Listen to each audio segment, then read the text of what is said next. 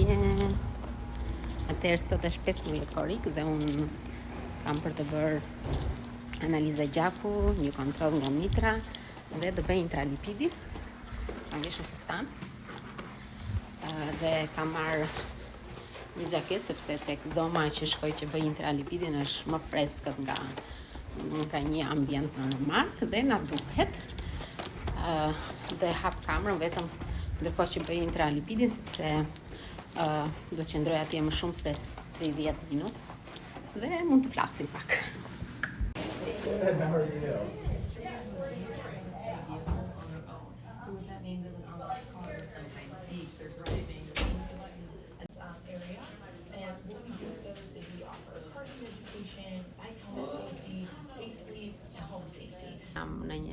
Në një nga dhomat e IVF-it, sot kisha për të bërë analizat e gjakut, ku kontrolloj estrogenin, progesteronin, gjithashtu ju kërkova të më bëni shtesë të më kontrollonin vitaminën D, sepse kisha 30 e ca në mos gaboj dhe nuk më pëlqen haq, duhet ta çoj në optimale në vlera 50 deri në 70 dhe për 2 javë e gjysmë kam rritur dozën nga 2000 e kam bërë 5000 IU dhe doja që ta kontrolloja për të parë se çfarë ndryshimi kam bërë. Ju kërkova dhe të më shtojnë analizën për tiroiden, të kontrolloj të shëndat të trupat sepse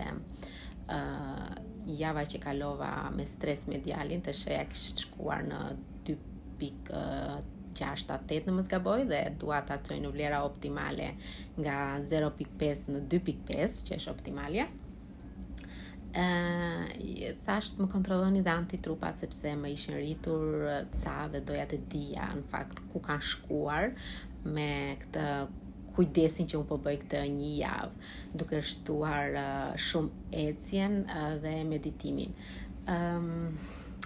Më kontrolluar mitrën, mitra ishte në kushte shumë të mira, lining që ta kontrollojnë nga 7 ca e sipër e duan dhe unë kisha 8.65 në mos gaboj, kisha bez mjaftueshëm, kjo është një shenjë e mirë, por ishin të vogla, normalisht.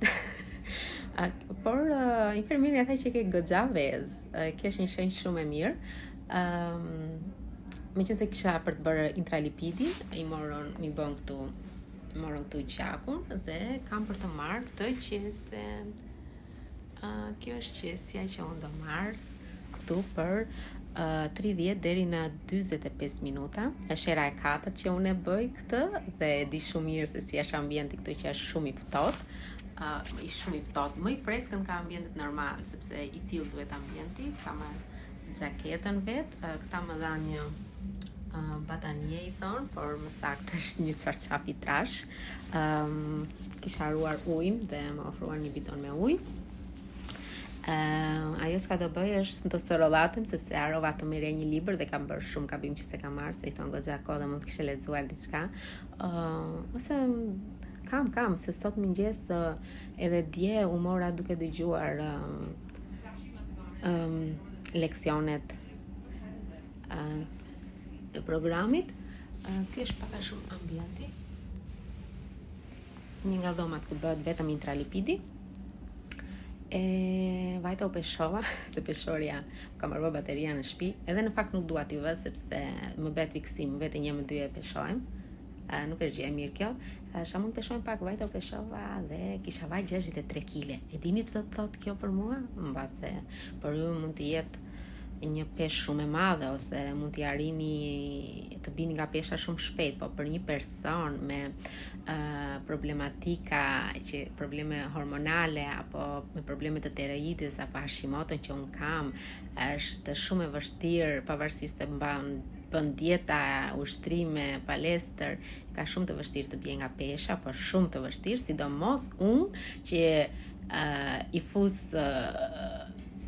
vetes acarus të Hashimotos, siç janë medikamentet që bëj, gjilpërat që bëj, isha 69 kg, U mundova shumë të bija 67 kg para transferimit të embrionit të fundit, ngela 7 zan, dhe gjilpëra që bëra dhe ilacet që mora, gjilpërin që bëra për heqjen e embrionit dhe ilacet më parë normalisht më shtuan pesh, dhe kisha vajt aty 67, 68, e kisha shumë të vështirë të bija, por ja ku jam sot, 15 koriku dhe unë jam me 63 kg.